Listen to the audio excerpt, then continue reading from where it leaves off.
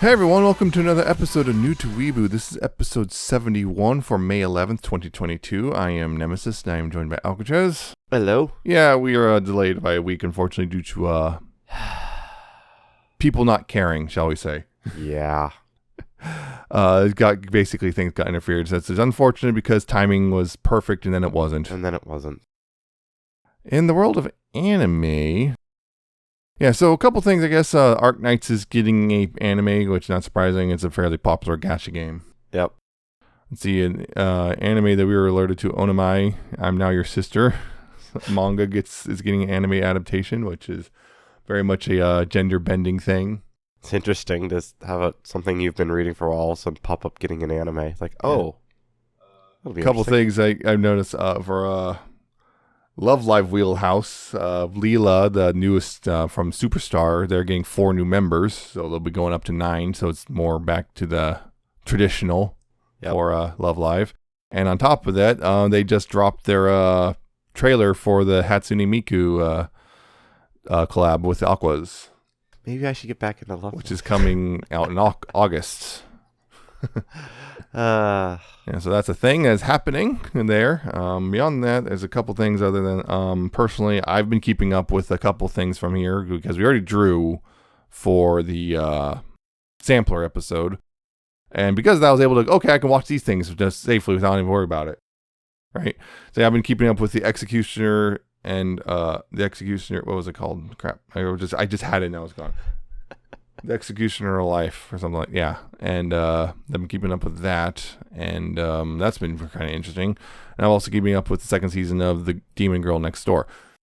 I still need to. That's one of the things that I know we're gonna have to watch. Mm-hmm. Yeah, The Executioner Way of Life. That's very interesting take. I actually also looked that up, the manga stuff, because I was like, oh yeah, there's a thing. I looked it up and basically I right ahead just because I want to know. Yeah. Yeah, since we had some extra time with the last couple weeks, 3 weeks, unfortunately, I did actually catch up on a few things. Oh. I caught up on Detective Is Already Dead.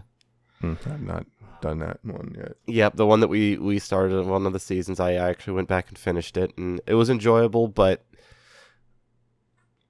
I have thoughts and opinions on it. I enjoyed it, but it could have been a bit better in some places, but it was still pretty good. Mm-hmm. I finally caught up on Magia Record. Yeah. And I finally went back and caught up on Arachi and Shimamura. Right. So I got 3 animes finished off. Yay. Oh yeah, of course I've been keeping up with Love Live Nijigasaki. Of course you have. Yeah. It's Love Live. You have to keep up with all the Love Lives all the time. Of course. You're contractually obligated at this point, basically. I've still not paid anything in the gacha games, though. I've bought figures and I've bought CDs, yes, but I've not paid in for the gacha. So as far as I'm concerned, I come out ahead. Yeah.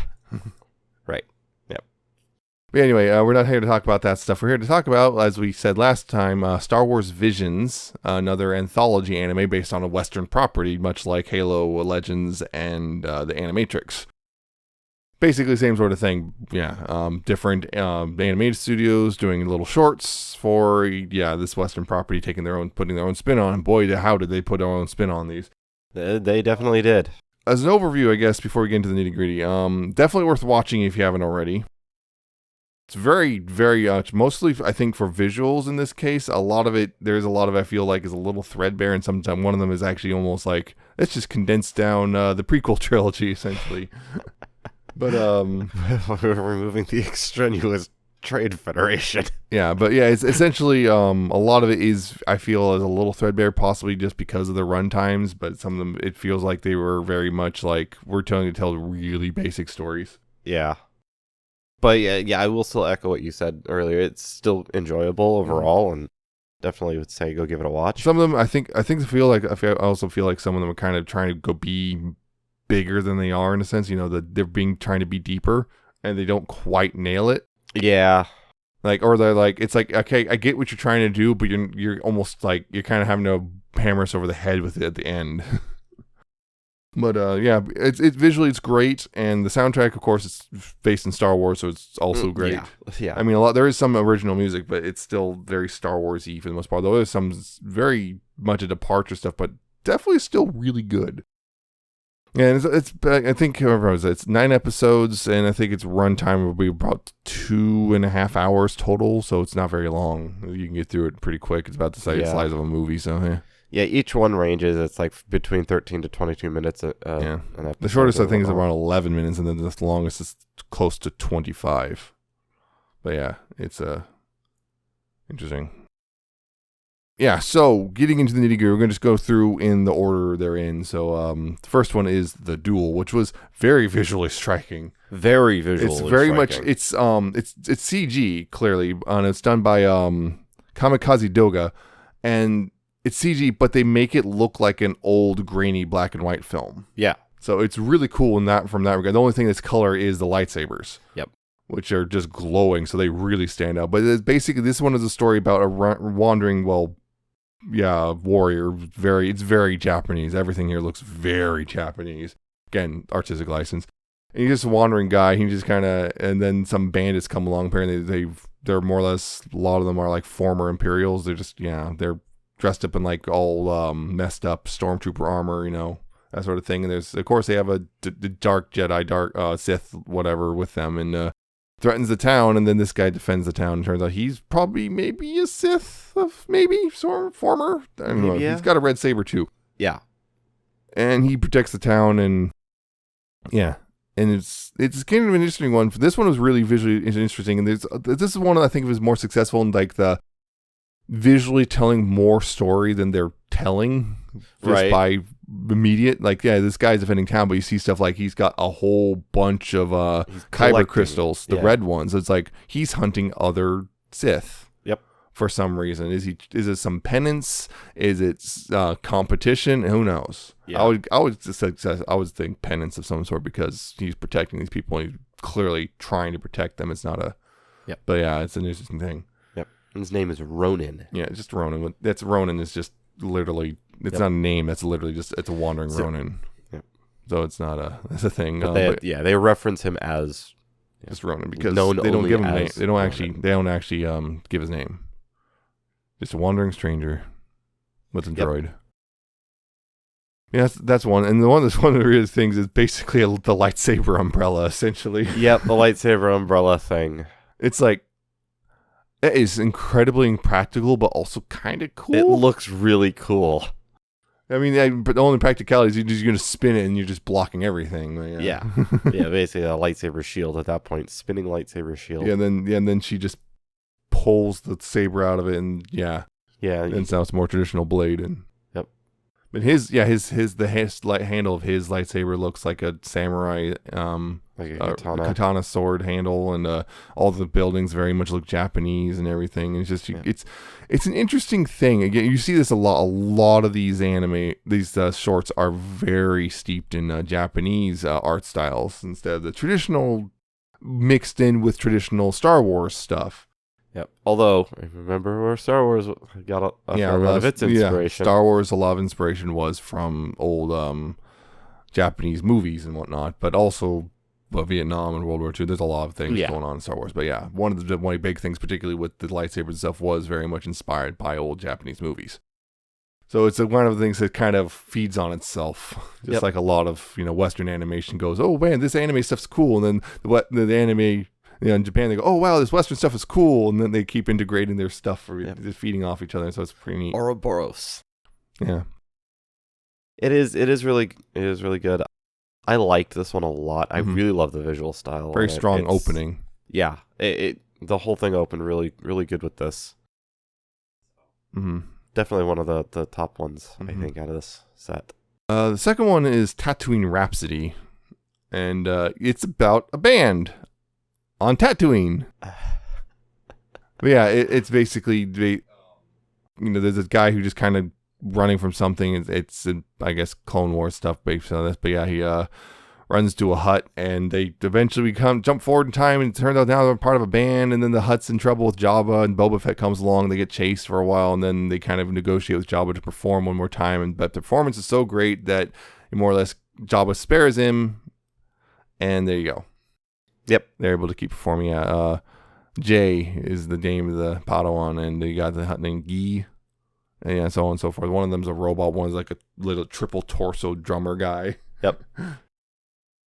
Very interesting. That it's this one is very, again, this is when it's just a rocking out, and there's this performance, an actual songs performed and everything, and it's pretty neat looking. There, it's kind of this one's got a weird chibi-esque art style. Yeah. So everyone, kind of big heads, small bodies, that sort of thing. Everyone looks like a child, and not just the children. Yeah. So that's interesting, but it's very very straightforward. Yep, it's light, it's straightforward. It's got some cool music too, and visually it's kind of interesting, but also it stands out. I'm not sure for not necessarily the right reasons. Yeah, it was okay. It's kind of neat, but it is a lot of just kind of unspoken stuff, like like the Jay there. Well, he was I guess the runaway, possibly the execute Order 66. Yep. And then this then takes place forward, a little more forward, so Boba Fett's around, but Jabba's still alive, so it's got to be before Return of the Jedi, and yeah, so on and so forth. And they perform on the track from Episode 1 for the pod racing, except now the track is clearly no longer a track because they blocked off a chunk of it. Yeah. Whatever. One interesting thing here is they got Tamura Morrison to voice Boba Fett for the English dub, which he is Boba Fett now, including the book of Boba Fett and whatnot. He's also Jango Fett, because, yeah. So that's one of the, I think this is one of the more, the weaker ones, just because there's not a lot going for it. It's a really just basic, the power of rock, I guess. It's kind of neat. It's visually kind of neat. The song's interesting, but it's just, there's not a lot here to talk about. Yeah, story-wise, it's just kind of... It's got, they try to perform, they get chased, they get, one of them gets captured, and then they perform again. Yep. Not a whole lot to it. It's really basic. Then again, that's okay. There's nothing, you don't have to be super deep with every story. And then you got the twins. This one was done by Studio Trigger. Yep. And very much in the Promare style. So he's got that whole thing. There's a lot of CG as well, but it's dark side twins who are basically have a special Gemini class Star Destroyer, which is basically two Star Destroyers kind of strapped together. Conjoined. Yes. Conjoined Star Destroyers. And they're basically going to go blow up planets and bring peace to the galaxy. The usual spiel the Empire likes to pull, And it's Kara and yeah. Yeah, they're they're made using dark science. Sith science. Yeah, but then Sith alchemy. Then Kara goes because he gets a chance to change the heart, and he decides to steal this crystal that's powering the big super laser gun on the Star Destroyer, and then the sister's like, no, you can't, and then they fight for a while, and it's all because it turns out it's because he's trying to save her, and she's very stubborn, and so visually, and then they have a fight, and then he escapes, and then she's defeated, and it's visually really cool because it's Trigger. It's Trigger, and Trigger knows how to do over-the-top anime action scenes. Yeah, it's really cool. There's a lot of weird perspective stuff, and it kind of looks neat, but also kind of weird because of that. Yeah.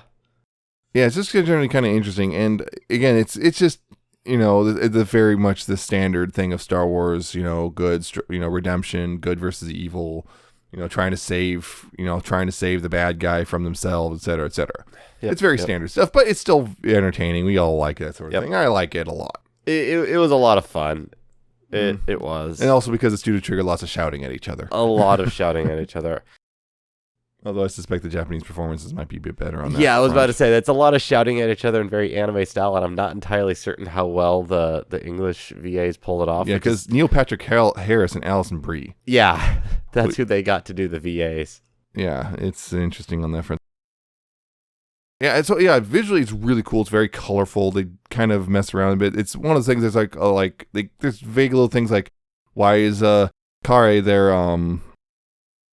Why does he have an X-Wing? Well, it turns out we see in the hangar there's a whole bunch of different ships. I don't know why they have so many of them. Timeline-wise, I have no idea where it is exactly. Yeah, no idea. Clearly Empire time, but they talk about the Republic, so it's like, does this mean it's post-original trilogy then? Yeah, and of course both the twins, because they're dark side, they have to look vaguely like Vader, because you got to do that. And this is also where you probably saw a lot of the previews. This is where the 6-armed girl is. Yep. Essentially. They liked using this one for the trailers a lot. Because, it's very flashy. Look, it's Studio Trigger. So it's the flashy one. This is the one you got to use to catch everyone's attention. But yeah, it's kind of neat. It's Studio Trigger, over-the-top stuff. It's, the story's pretty basic, but it's still pretty cool. I like this one just because from a sheer visual standpoint. Yep. Visually, it is a lot of fun. And also they reused something from The Last Jedi, which is really cool looking. That's episode 9? It's episode 8. 8. Okay, so I have seen that one. Yeah, that's Last Jedi.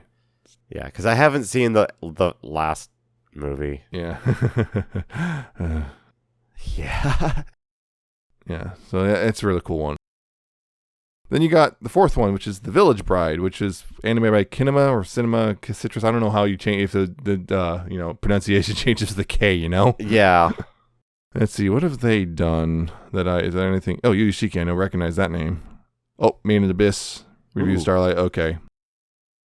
They did, yeah, okay, they're working on some of the stuff we've watched. Yeah, anyway, this one, The Village Bride, is basically, it's a planet, very, I guess, peaceful, remote planet, and there's a couple Jedi that's kind of doing stuff there, and they see these natives there over there, kind of, one of the guys carrying this girl on his back in some fancy backpack thing. And it turns out it's some sort of marriage thing, and she's going to be the bride, and he's the groom, and all this stuff. And then turns out this is a whole deal has to be made with these horrible bandit people who are more or less taking control because they were able to reprogram some battle droids. And yes, and then the Jedi, she's like learning stuff about, I don't know, balance or something. Something. They don't explain her backstory, really. Yeah, well, they hint at it, but yeah, they hint at it. But she's learning stuff, and then she comes in and saves them from having to, her from being taken away and all that stuff. Yeah, so because they're holding this village hostage. There's gonna be the chief who's gonna go with, but then the village chief's daughter, Haru, that's her name, and her friend Yasu, we're going to surrender as collateral. Yeah, but then her sister also wants to fight the bandits instead. She gets caught. They're going to kill her. No, and then, she intervenes. Then the Jedi girl intervenes, and And saves the day, and everyone's happy. Yep. Except for the bandits, but we don't care about them. The bandits, pretty much. Yeah, it's pretty neat. There's also the thing about the Jedi. She wears a mask for a while, but then we see, for part of the reason she probably wears a mask because she looks like she has some scarring on her face, which isn't even that big of a deal. Didn't look like it anyway. But something happened to her. She got trapped under rubble during some fight or something, and that had kind of scarred her a bit, like more than just physically. And then she comes and fights and wins, and there you go. Yep. I like this one. It was pretty cool looking. I like the design of the Jedi. Yep. Yeah, her name was F. Yeah, F. Just F. Just F. Which is interesting. I really like this one. It was cool. The way the writing and such was done. It just felt really well done. A lot of it was visually very interesting because they just did a lot of. There's a lot of stuff again unexplained. Like there's the what are the names? Haru and Asu visit some column thing, and then that sends out a big old blue light, and then like mountains collapse. I don't know what's going on there. Don't know. It's something they hint about. There's something about like being connected to the planet and whatnot. And it's some things about this all inspires F to step up, I guess. Yeah. But it is a lot of fun. I really like this one. Yeah, something. Yeah, it was cool. And it's one of those. But a lot of these again, like this is one of those. Like, the story's super basic and stuff. There's a lot of stuff in there. It's like visually, you have to kind of figure out some of the stuff. But there's also a lot of what's the word I'm looking for? Open-ended stuff as well, I guess. Yeah, there's a lot of like vagueness. They show areas where there could be lore or like open parts of stories that they don't talk about, but they don't need to. Mm-hmm. Yeah. And the next one, the Ninth Jedi by Production IG. Yeah, so big name, of course. Yep. Got a bunch of stuff. Lots and lots of stuff you're probably well aware of. Yep. They did stuff on Halo Legends too. Mm-hmm. And this is apparently way after the Jedi Order becomes extinct. Margrave invites 7 Jedi to his temple out way back to get some new lightsabers because how to make lightsabers in Lost Time. But then the sabersmith Lajima, and then his daughter Kara has to deliver him, and he's getting caught by the some Jedi hunters who were tipped off, and turns out a lot of the Jedi who got the message were actually intercepted and killed, and now there's Sith there, and they're going to kill the guy, and fights happen, and Kara, who's kind of learning, that clearly is capable with the Force, strong in the Force, but also kind of, new to this. She steps up, I guess, and she's able to fight, and and then they win. And the one guy who gets swept up in it, there's one guy who got swept up in the whole thing, but he's actually not the Sith. Yeah, I don't know, it's weird. Yeah, and then on top of that, so they're gonna go find her dad and save him, and it's also apparently this one is like in this the saber colors will change depending on who you are. Yeah, apparently the Sabersmith did something with the crystals. Yeah, to allow them to do that. Space magic. Space magic. Remember that. Just a lot of it. Remember with the Star Wars, there is space magic essentially. So don't worry about it too much if it doesn't fit your precious science stuff. This one was kind of interesting in some ways. I feel like this is one that really could have been expanded a bit. Yeah. Particularly with the Sith and Jedi and stuff. Like one of them, we got this idea that his lightsaber is red and then it turns purple eventually, and he's like, "Oh wait, yeah, no, I'm not a bad guy, am I?" Yeah. There's the Margrave, who's kind of a cool, almost looks like it came out of Destiny. Yeah, I was race. Getting a lot of that too. Hood and everything. Yep. Yeah, so her weird thing is she picks up a saber and it's like clear somehow. Yeah, that's it's a weird one. Clear thing with outlines, but it's kind of cool though. Yeah, it's kind of neat, but then eventually turns green when she really starts fighting and all this stuff. Yeah, apparently that has something to do with she didn't have a complete connection to the Force yet, so and then there's also she was chased on a speeder by the Jedi hunter because she was delivering the sabers and everything, and and then the lazy robot who didn't want to fly. Yeah, talk slow. Yep, just want to sit drinking his tea, oil. I don't know. I'm gonna say it's oil because he's a droid. Yeah. Anyway, the win is there's that one brutal death where one of the Sith guys was thrown on some giant crystal thing and then just lit up in flames and whoop. Yep. It's like, well, and you just hear him screaming while he's burning. Like, well, that didn't go well for him, did it? Well, nope, not at all. That's one of the worst ways to go. Yep.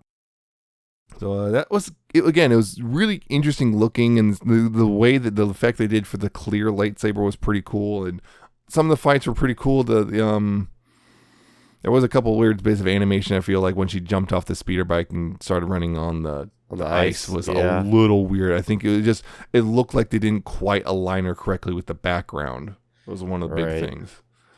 So she's crooked to the ground and doesn't look right. I don't know.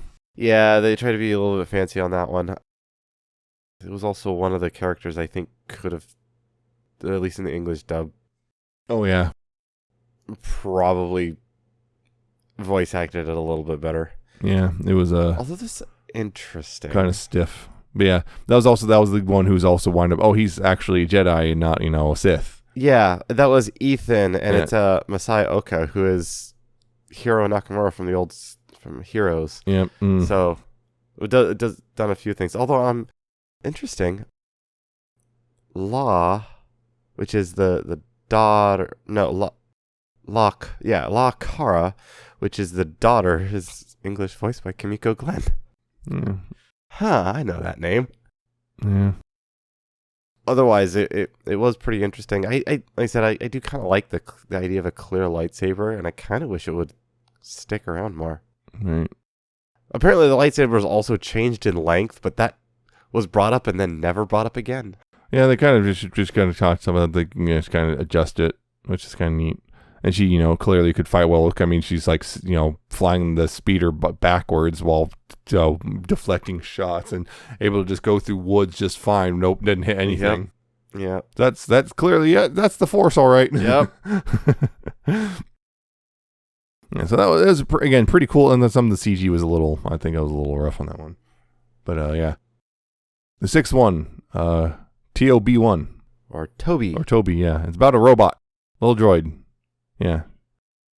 shortly after the Great Jedi Purge, so basically somewhere between episode 3 and 4. Let's see, you got the droid named Toby, who lives on his armless, he lives with his armless creator, Professor Mitaka.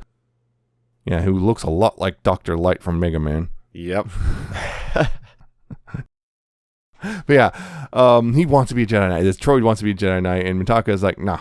Until, like, well, actually, you need to get a kyber crystal. And then he looks at all over the planet, can't find anything, and then he tells him never to go in the basement. Then he goes in there and finds out, he looks at the starship, and then he accidentally sends a signal, and it's like, oh, hey, we found some Jedi, so we're going to go kill them. And they come and kill the professor. It's like, oh, man.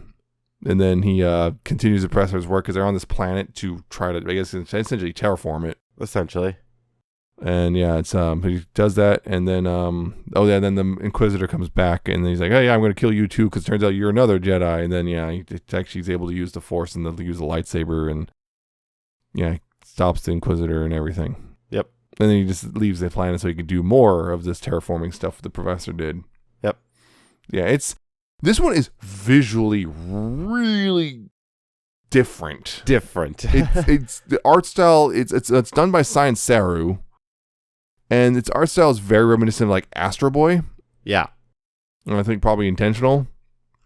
That's the point there. So yeah, they've again, we've talked about stuff with Science Saru. What was the last thing we did? Oh, Keep Your Hands Off Azukin. So yeah, of course they're gonna go wild with the animation stuff. So yeah, visually there's a lot going on. That's what looks really cool, and they're doing all sorts of little tricks and fun things and whatnot, like the bit where like the droid's like in that weird he's talking. Toby's talking to his master after his master's passed. Yep. So on and so forth. It's just interesting, and yeah, this is not the first time a idea of a Force-sensitive droid has been a thing. Not the first time. This has happened before. There is precedent in Star Wars, so just don't freak out over the idea of a droid being Force-sensitive. And of course, this brings up a lot of uncomfortable questions about droids in the Star Wars universe, but we're not going to get to those. Yep. Yeah, it's visually very interesting, but yeah, a large chunk of it is just oh hey, yeah, it's basically Jedi hiding out, and the droid just naive. Yep. Childlike. Yeah. It's just filled with awe and wonder, and just. Yeah. Yep. Fulfilling his dreams. It's visually really cool. The Sith actually look kind of like the Black Knight from Monty Python, to be honest, with bucket helmet and everything. Yeah, bucket helmet. Yeah, a bit. It's visually. This is, I think, visually one of the more very much of all of these, which I all have all sorts of little visual things, is one of the more interesting ones, just from a pure visual standpoint. Otherwise, it's one of the. I feel though the thing was visually. I think that's the only thing keeping me engaged with the visuals, because other than that, I was actually kind of almost ready to check out. Yeah, it was on this one. It was weird. Yeah, this one is carried entirely by visuals. Whereas everything else, I feel like at least was competent. This one is kind of. The story is really kind of bland. Yeah, I just wasn't really thrilled with it personally, but I don't know. Maybe someone else would be different. Yeah. Yeah. The next one, the seventh one, The Elder.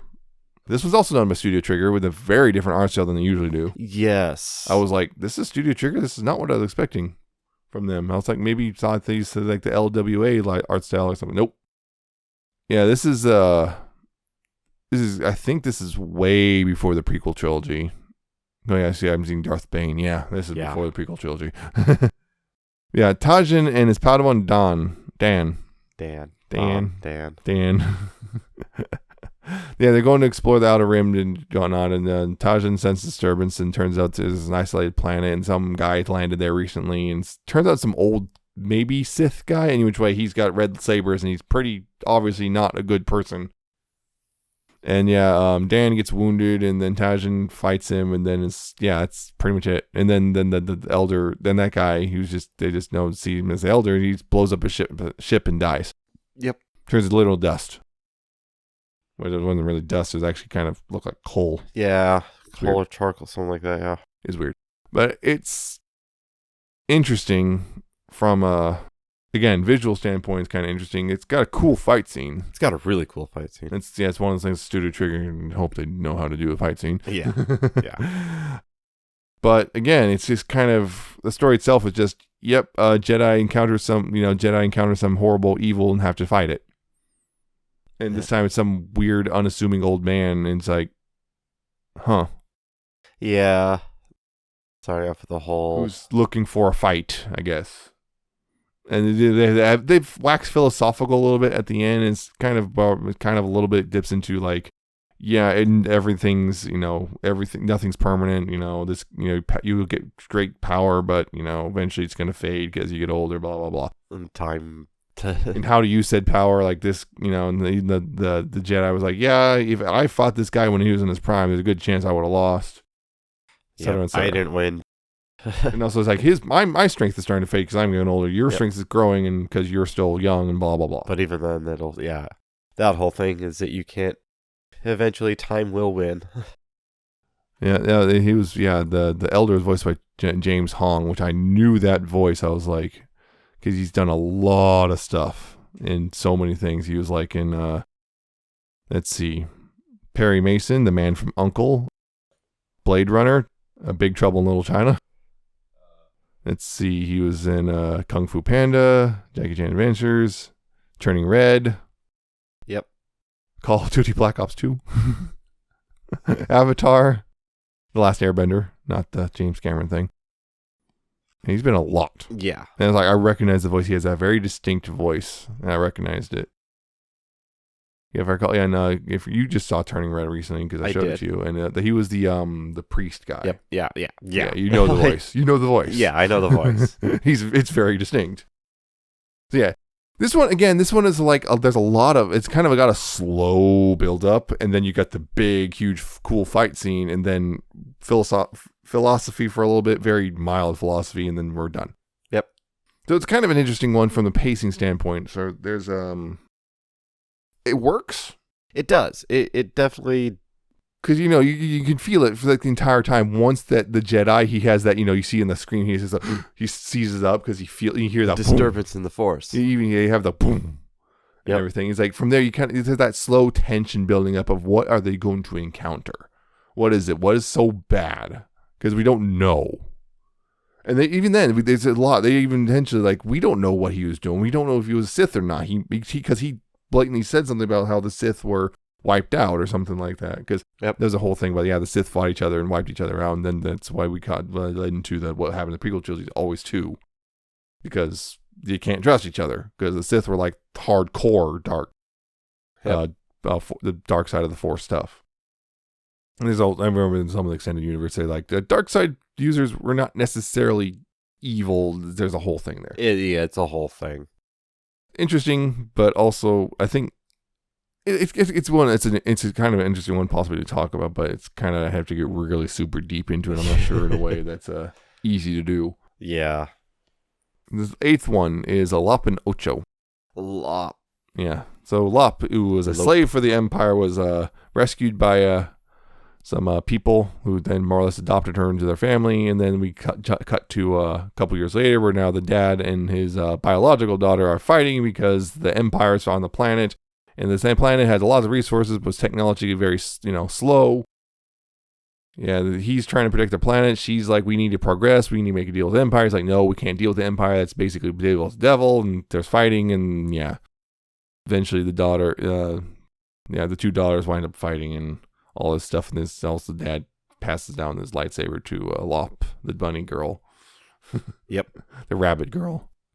And there's a whole thing about family, and it's a Yep. Unfortunately Ocho there is very, very stubborn and refuses to give in, and still leaves with the Empire and all that stuff, and also turns out Lop is Force sensitive, and Yep. That one was a lot of fun. Yeah, this one was kind of just from the whole, the family thing. It was particularly the very core focus of this was family. Lop for her, she was adopted, and Ocho was very loving and kind when she first met, but now she's like, she was even saying stuff like, "You're not even part of this family." Yeah, it's like, woof, you've fallen so far. I mean, she's already, wearing a full blown Imperial officer uniform and everything. She's really she just went full into it. Yep, she's went all in. And Lop has not given up on her, and that's the whole thing. So it's the whole thing. There's it's a unfortunate thing. And Dad is also, it's it's one of the things that love's still there, but it's like, man, it's in trouble. Yeah. Like, yeah, it's like Lop telling, their dad, Yasaburo, to like, yeah, Ocho still loves you. And that's good to know, I guess, but how to stop her. Still have to stop her. Yeah, and it's one of like Lop still loves Ocho despite this, and she's like, I'm gonna go get her. I'm gonna get her and bring her back. Yep. Knock some sense into her. It's a very interesting one. Again, visually, there's a lot going on there. The weird bunny thing, rabbit, Weird bunny alien. Yeah, rabbit alien person, which a lot of people simp for. furry bait. Yep. Yep.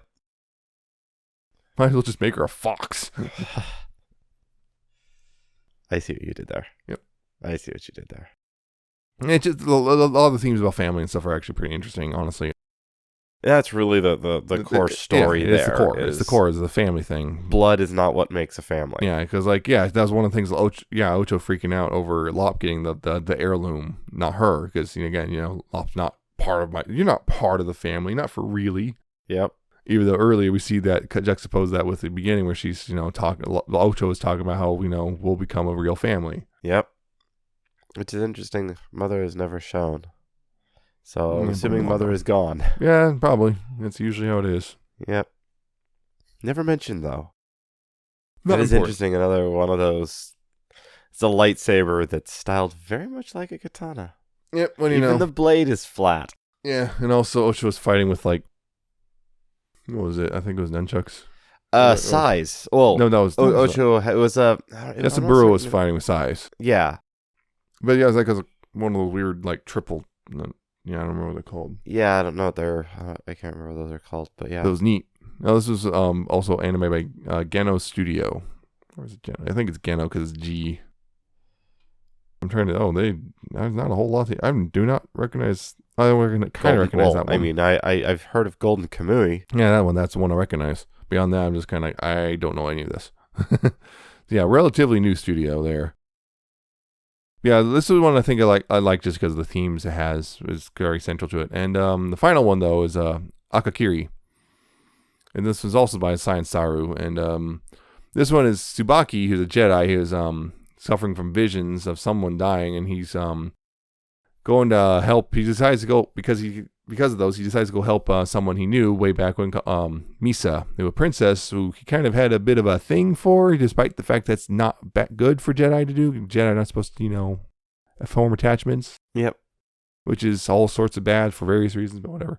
Supposedly. No, yeah, because the Jedi Council kind of out of touch with, things like you are mentally scarring these people to make them Jedi, you idiots. Yep. But whatever. The problem is Misa has been overthrown by her aunt, who is a dark Jedi, dark side, Sith person, Masago. Yep. Anyway, they travel to get dudes who are helping them get back in so they can, defeat Masago. But then Tsubaki keeps getting, whenever he gets these visions of someone dying, it's debilitating to him. He sitting there clutching his head in agony and can't, all that sort of stuff. I first thought it was like a PTSD thing. But apparently it's not. But no, it's a vision. Anyway, Masago basically does the whole thing, join me, come to the dark side, blah, we have cookies, all that stuff. And Tsubaki's like, nah. And then Masago sends out some henchmen, and then Tsubaki kills them. And then, one of the henchmen is actually not really a henchman, it's Misa, in their uniform, and he kills her too. But then Tsubaki is horrified, and then agrees to join Masago so she can help him heal her, and then he leaves with her being her apprentice, and that's how it ends. Yep. The only one that has really a downer ending. Yep. Well, real downer ending. Yeah. Some of them have kind of Lop and Ocho. Ocho gets away, still family's messed up, but there's hope. Lop's going to go after her. Yep. Same with or the Ninth Jedi. Dad's still captured, but we're going to go get him, and so on and so forth. But this one is like, nope, we're just going to end on that. Now with the Sith. Yep. And he gets the whole thing, is because love, I guess. Again, this is the one where it's like, hey, it's just basically Anakin just compressed down without all the bad romance dialogue. Yeah, bad romance. No Gaga here. No Gaga here. Again, this one is Visually interesting, and some things are Sometimes, neat, yes. but the story, I eh, don't know. It just yeah, just kind of felt a little weak in some ways. I Yeah. mean, okay, kudos for ending dark and everything, I guess, but I don't know. I just wasn't feeling this one. yeah. Honestly, I think there's some pacing with it too. I mean, Yeah. it seemed to be paced fairly well, and then all of a sudden just kind of built an ended right there at the end. Yeah, it was. Yeah, it was a very short. This was, I think, the shortest one of all of them. Yeah, And also, the top of that, we had a flashback to when they were young, Tsubaki and Misa were younger, and it's like, oh, hey, they're kind of flirting a little bit, but yeah, yeah, he's Jedi. And then, of course, also him, talking to like another Jedi, possibly his master, I think. It was like, yeah, if you do this, I'm not following you. I can't help you. Yep. Because you're stupid for doing this. I don't know. Yeah. It could have been better, I think. Yeah, it could have been. This is one of. But- I feel like it's the weakest. It's one of the weaker ones of all 9. Like, I think one of the better parts actually were the two weird dudes that we're traveling with, just because they're kind of like, oh, you can't go that way. It's cursed. Yeah. $500 sold. Senshu and Kamahachi. Yeah. And then, oh no, Kamahachi or one of them disappeared, and we can't. Oh no, we can't find him. We have to. No, it's the curse. We can't go get him. It's too late. No, I'm gonna go get him. We got him. Yay. Yep. They're kind of funny, but yeah, it's just this one was just kind of. I think of all of them, this is probably the weakest. Yeah. It's Just because kind one of of them, weird. the English VA was George Takai. Yeah. Yeah. And For Senshu. Senshu. Yep. Yeah, this was kind of weird. I wasn't really into this one. Yeah, yeah, that's all I can say is it had a neat art style.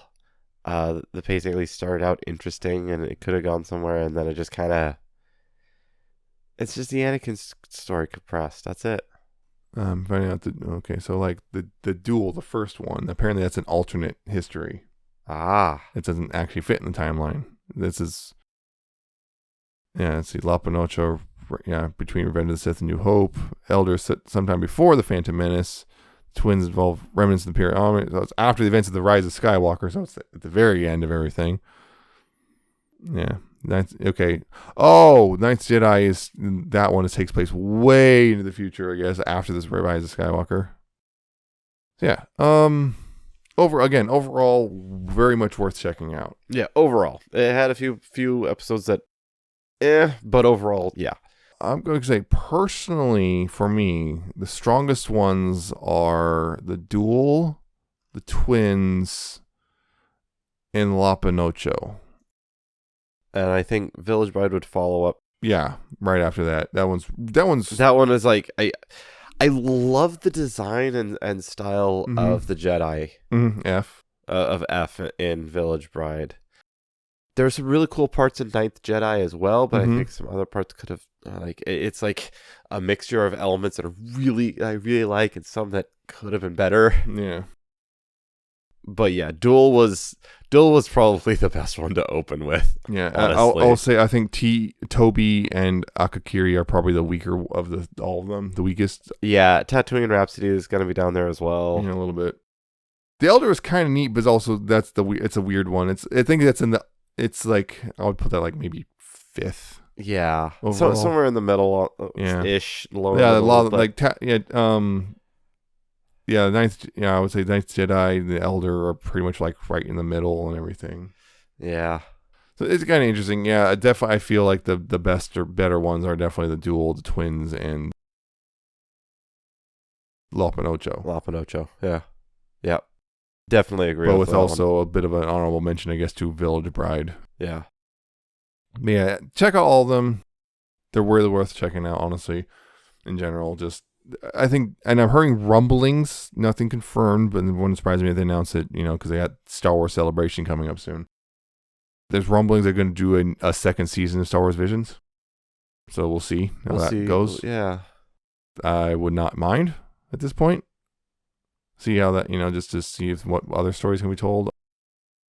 It's interesting how like disconnected it is from like the main Star Wars thing. The only really the only character popping up from the movies is Boba Fett. Boba Fett where? Oh, and Jabba. Yeah, everyone else is just like, these are all completely original characters. And yeah, because that's one of the things I like, because someone pointed out, and I kind of agree, which is Star Wars is supposed to be this massive galaxy of just tons of stuff. We shouldn't keep focusing on the same handful of planets and the same handful of we stories must tell stuff. the story of Luke. Also, there was this thing that a lot of these also did. Now look, Tatooine again. What was that you said while we were watching? For such a backwater planet, a lot of stuff seems to happen there. Yeah, a lot of important things seem to happen there. It's like, interesting. Yeah, definitely though, recommend checking this one out. Yes, for sure. yes, If definitely, you haven't definitely already. worth checking out. Still fairly recent because it came out in September of last year. Yep. So it's yeah. I guess that's it with this one. Yep. If you liked our little podcast thing, you can check out other episodes at newtoweeaboo.libsyn.com. It's spelled Libsyn. You know, there's an RSS feed there you can subscribe to. There's also buttons that go to most of our other destinations, which include Apple Podcasts, Google Podcasts, Spotify, and YouTube, as well as Amazon Podcasts. You can search for New to Weeaboo on all those as well and subscribe via those methods if you'd like, and keep up to date as we do these things. You can also contact us if you want to via email, newtoweeaboo@gmail.com, if you have questions or comments or criticisms or anime recommendations. What did you think of Star Wars Visions? Maybe you preferred ones we were kind of a little less, maybe more maybe the ones we were lukewarm on you liked a lot. Maybe, I don't know. Maybe you're going to yell at us like, oh, you just got all hyped, enamored by Studio Trigger visuals. It's actually bad. I don't know. But any which way, that's a way to contact us. You could also follow our Twitter. We're at New to Weeaboo. We tend to update with new episodes as they come out there. And there are also personal Twitters. I'm at Nemesis Prime 1, and he's at Alcatraz770 and an underscore at the end. What have I tweeted about recently? Oh yeah, Transformers reviews. I kind of got back in the swing of things after a month of not doing them. Also me complaining about not being able to buy a toy. Yeah, that's a thing. Next episode, we are finally going to be talking about the spring anime. Yes, This got pushed back because of Star Wars. And but then yeah, stuff, yeah. we're going to finally talk about that stuff because there's been one I've been itching to watch because I keep seeing people talk about it. I think is it the big one. Yeah, the big one. The big one. Yeah. So yeah, we'll see what we got with that one. Yep. So tune in next time. Yeah, this time we're gonna take a 1 week break instead of a 2 week break. So make up for lost time. Yeah, we're just keep the schedule intact. Yep. So that's it. Hope you enjoyed it. Hope you see you next time. Take care of yourselves, all that stuff, and goodbye. Bye.